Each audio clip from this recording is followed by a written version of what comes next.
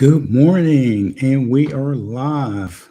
Today is March the 2nd, 2026. Welcome to the podcast. And I want to plug something right away and just talk about it first.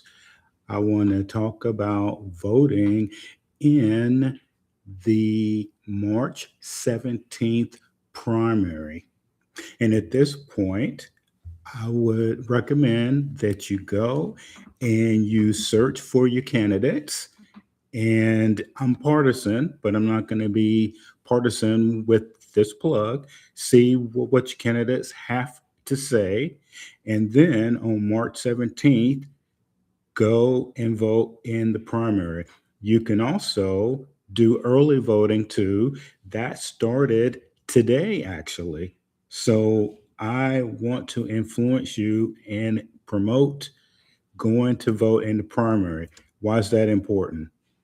It's important because it gets your candidates' attention, and then you can follow up and send them an email or text telling them what you think is important. That's very important to this whole process of voting in the first place. And I think that you will get great results.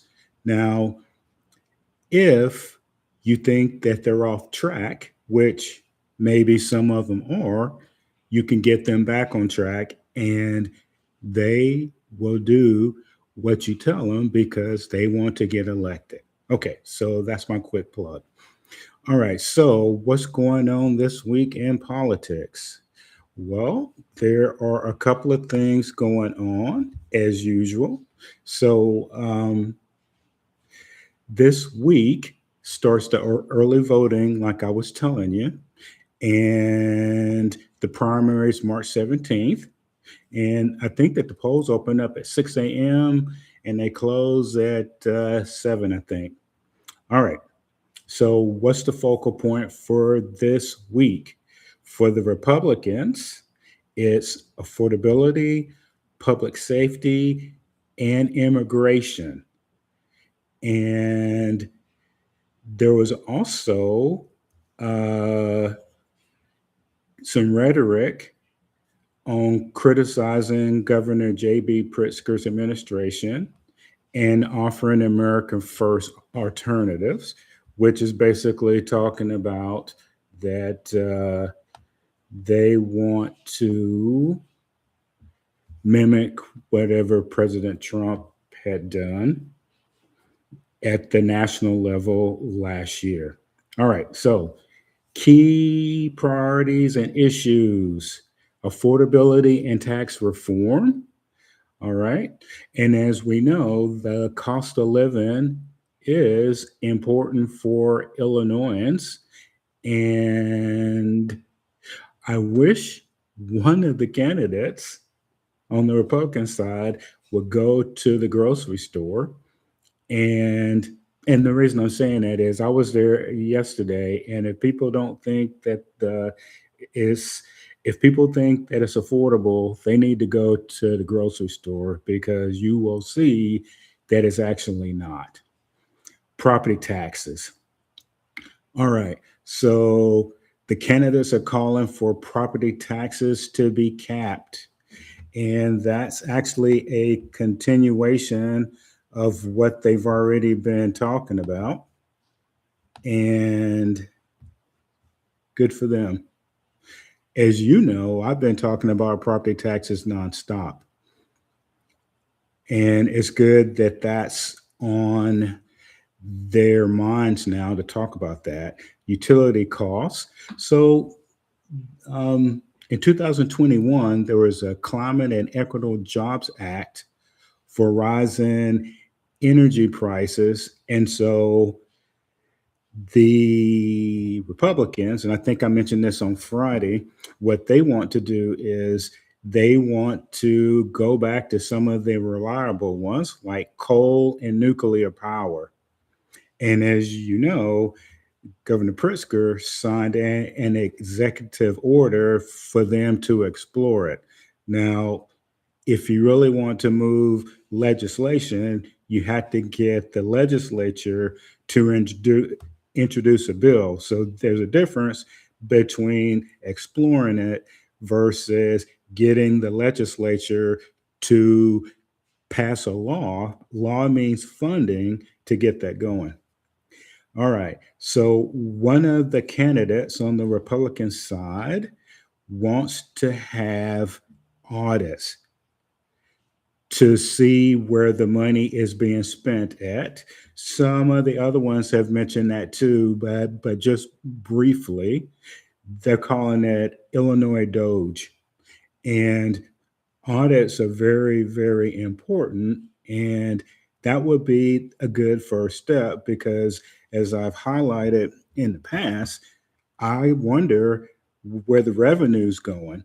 And it's supposedly public information, but I would point you to something that Governor Pritzker said, that he's only been interested in the credit rating, the state's credit rating. So, but that's a mixed bag. And so um, if you look up our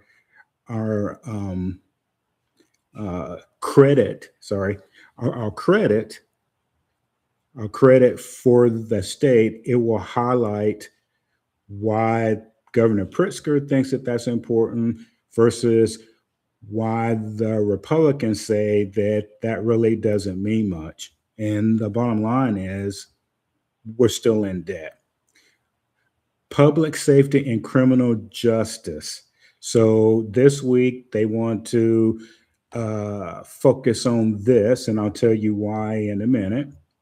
They're talking about cash bail, uh, pledge to end the elimination of cash bail, argument it has compromised public safety. So the candidates talking about that. They didn't say how they were going to do it. Then they were talking about crime in Chicago, high profile crimes. So in case you didn't know, because we don't really see the news down here with what's going on in the rest of the state, there was a incident at the Chicago Transit Authority, and they want stricter enforcement there, etc. Immigration and sanctuary cities. The Republican candidates are talking about uh, ending the Illinois status as a sanctuary state would be their priority, and that would be on day one. Then they talk about ICE cooperation. Sanctuary policies prevent local law enforcement from cooperating with federal authorities. And then they say that that's where the crime is coming from and the unnecessary federal raids. Okay, so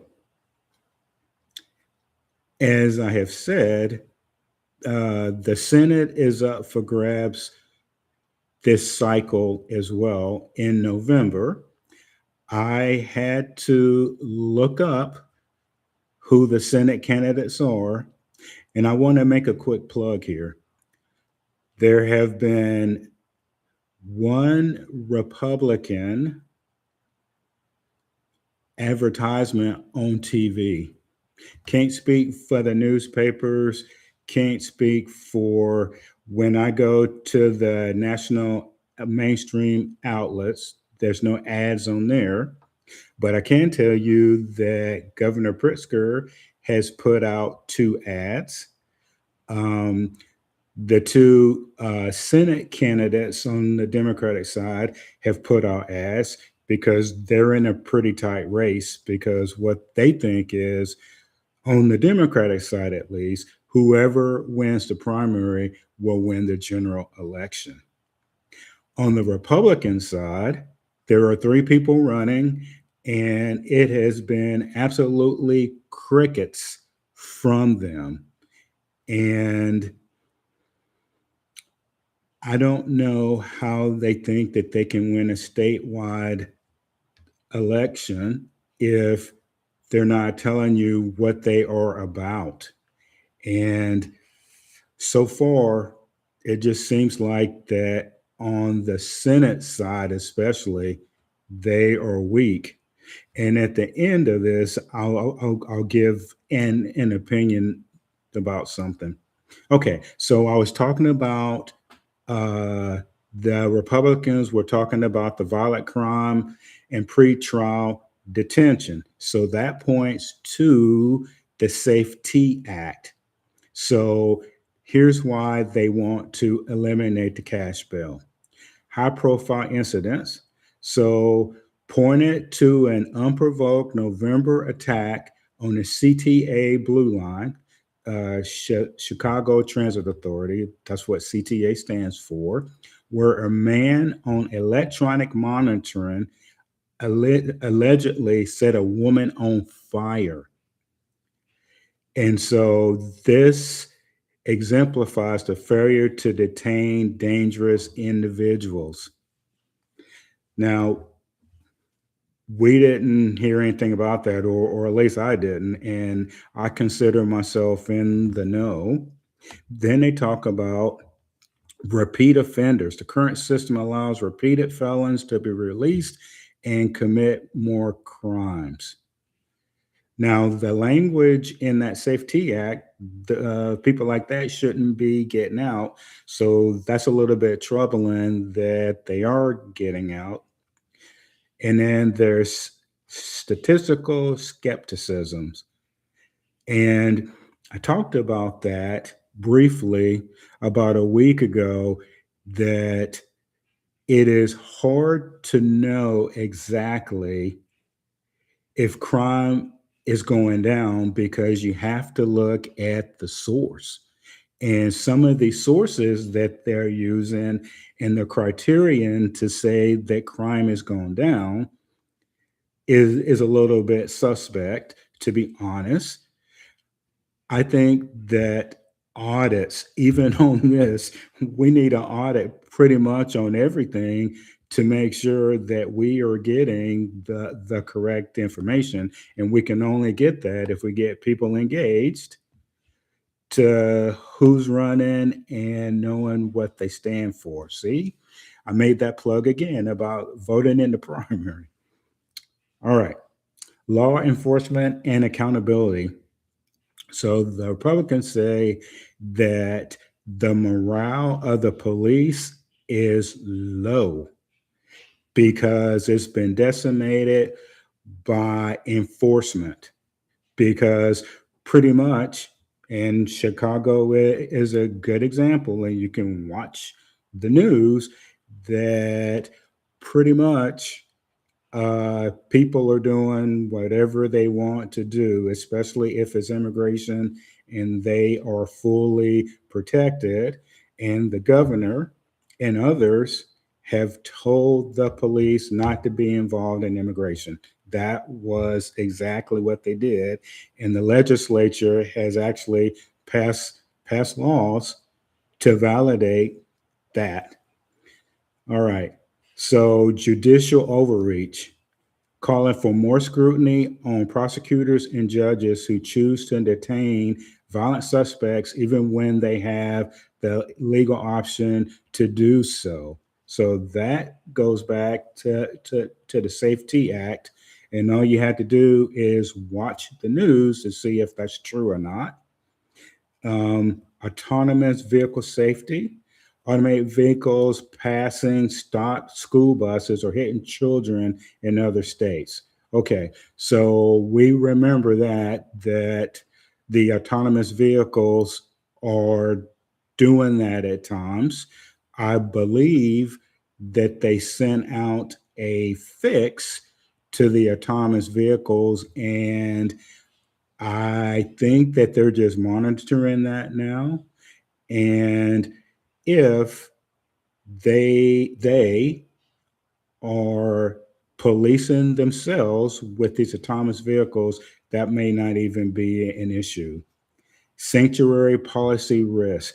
Candidates argued that the sanctuary state police, state policies, the Trust Act, prevent law enforcement from cooperating with federal authorities, which they claim allows illegal immigrant crimes to go unaddressed.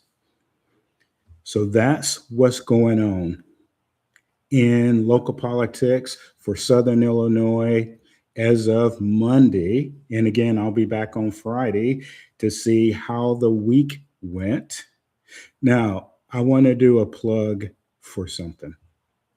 I talked about voting and how important it is. Over the last several weeks, I think that I have built the case that our Illinoisan citizens need to be involved in the process of knowing that whoever they are electing are looking out for their best interests. And the second thing is to make sure that your candidate knows what your priority is. Priorities are very important. So is it taxes? Is it immigration? What is it that you want them to focus on? And they'll be more than happy to focus on that. I've seen them come out with surveys on both sides, and that's important too. But a quick call to their campaigns or post something on their website, that's how you can get their attention. And that's what they will focus on.